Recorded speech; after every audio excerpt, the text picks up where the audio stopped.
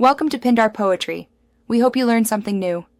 In this video, I will explain how to change spark plugs on your Chrysler Sebring. First, gather all the tools you will need, including a spark plug socket, ratchet, extensions, and the correct new spark plugs. It is crucial that your engine is completely cool to prevent damage to the cylinder head threads. Take a moment to locate all the spark plugs, which are typically under the ignition coils or wires on top of the engine. Before you begin, always disconnect the negative terminal of your car's battery to ensure safety.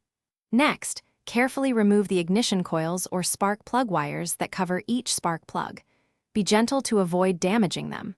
Once exposed, use a spark plug socket with an extension and ratchet to loosen each spark plug. Turn counterclockwise until it's free, then carefully lift the old plug out of its well. Now it's time to install the new spark plugs. First, ensure each new plug is gapped correctly according to your vehicle's manufacturer specifications. A gap tool makes this easy.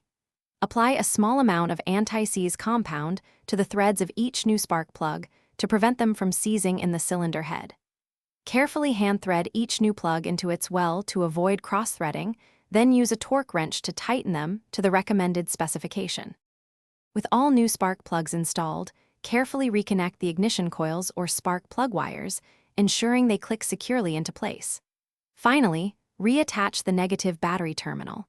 Start your engine and listen for smooth idling and proper acceleration. If everything sounds good, you've successfully changed your spark plugs.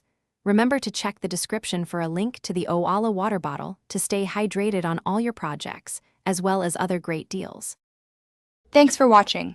Consider subscribing if we helped you.